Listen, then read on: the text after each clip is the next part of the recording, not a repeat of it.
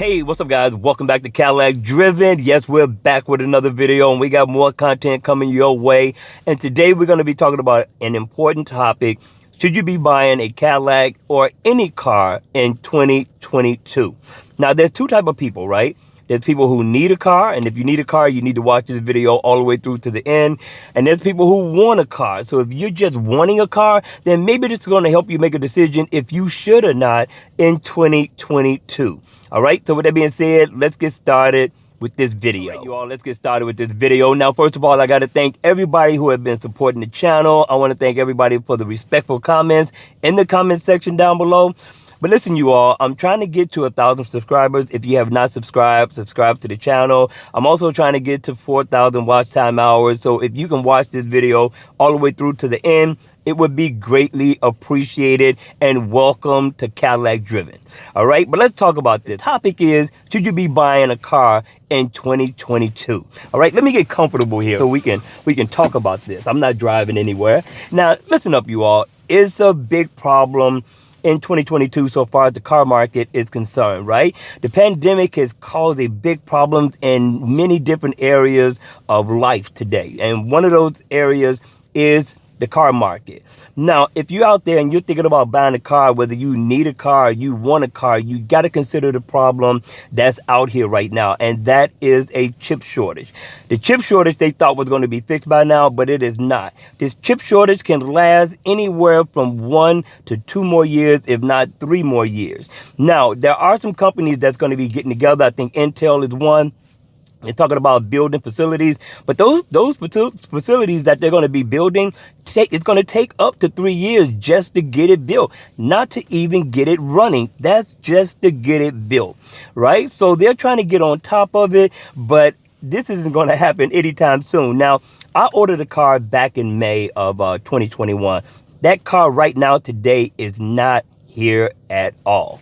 All right, so this is telling you that there's a problem. They can't keep new cars on the lots today at the dealerships, right? Which means that people are flocking and buying used cars. Now they're taking a lot of the used cars off the market. So if you're looking for a used car, a particular used car, you may not find it. My suggestion is to open up your search so therefore you may be able to find it as you broaden out to be able to see who may have that particular vehicle. Now, as for the new cars, because of the chip shortage, there's not a lot of cars, you all.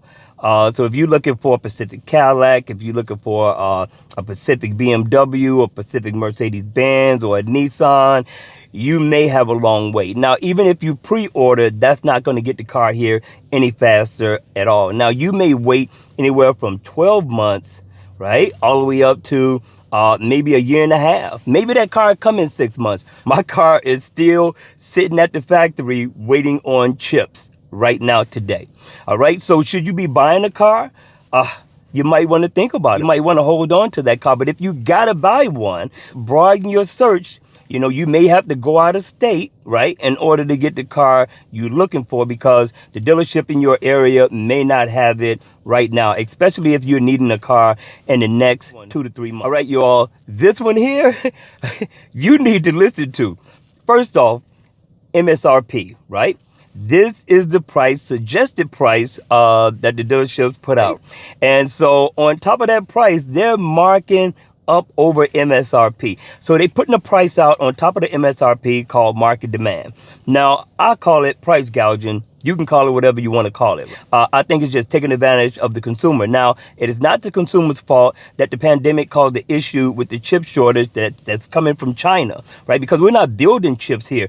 They're talking about getting smart about it now, which you got a lot of dealerships that's going to start making their own chips. And then you got companies that are talking about building factories in order to produce chips in the United States today. But that doesn't help with the issue that's taking place right now. So when you go out here to buy this car, don't be surprised when you see a markup of $2,000, $3,000, $5,000. There's a markup for like Kias at $12,000, and not just Kia. It could be a Mercedes-Benz. There was a BMW marked up $50,000 over MSRP.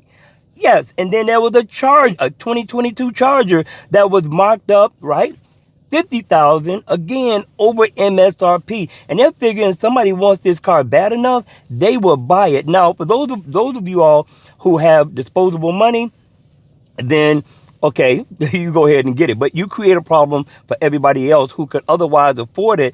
But because of the market demand and people are buying these cars in spite of the price, it's going to stay up, and a lot of people aren't going to be able to afford the car that they were looking for. Now, you may say, hey, well, these people, they couldn't afford it in the first place. That's not true. How much more does your car note go up from, let's say, a $500 car note to a $300 car note? Is it the fact that, you know, you're putting an extra $3,000 down, you're putting an extra $5,000 down or $12,000 down? Do you have that type of money? Not everybody has disposable money, but as long as people keep buying, this issue with marking up over MSRP is gonna continue.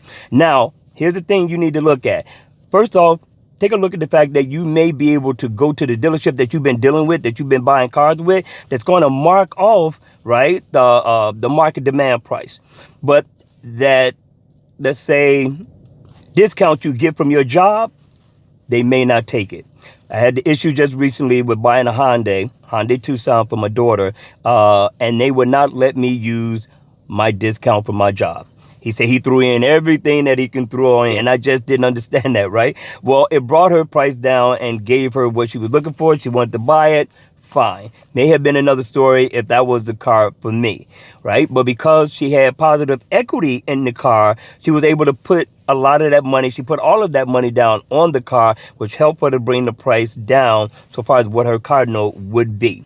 So you got to consider when you get ready to go buy a car, a brand new car, remember that they're charging over MSRP. Most dealerships are. And it's not just Cadillac, it's not just Hyundai, it's not just Lincoln, it's pretty much every single dealership that's out there, almost. All right, and that's it for the MSRP. So if you got disposable money, go ahead. That's your choice. I'm going to suggest not, but again, who am I to tell you what to do with your money? All right, you all, before we get started with this next one, I got a tip for you. If you have a lease car that you're about to turn in, just don't turn it in. Regardless whether you're going to go get a car from another dealership or not, when you turn this car in, sell it back to the dealership. They will buy it, right? You'll be able to negotiate a price, take a look on Kelley Blue Book, see what your car is worth, find out what your residual is on your car, and that's going to tell you how much you're going to be getting back from that car when you sell it to the dealership, all right? And if you're going to get a car from that dealership, right, again, sell it to them. That's going to be your down payment on the new car that you're about to get, and this will again offset that market demand price that a lot of dealerships are putting out there. All right. So with that being said, let's go ahead with the last but not least issue with buying a car now, in 2020. Let's talk about the features, right?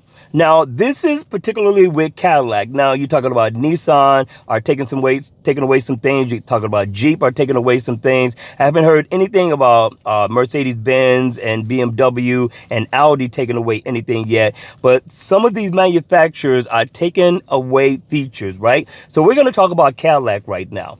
Now, Cadillac has already taken away the wireless charging. They've taken away the stop start, which I love. A lot of people don't like the stop start. I love it. I like the fact that the car is quiet at the stoplight. It also helps to save on gas when you're at a long light. And so I like those features, right? Now, two more have been taken away. Now, they're talking about taking away the heated seats and the heated steering wheel. Now, they're also saying that they're going to retrofit it, right? Which means that when they get available chips, they're going to call you in, right? And then they're going to install the chip, so therefore you can have that feature that you already spent on that car, right? But the question is how long is it going to take for you to get that feature? Where do you live? Do you live in a cold area?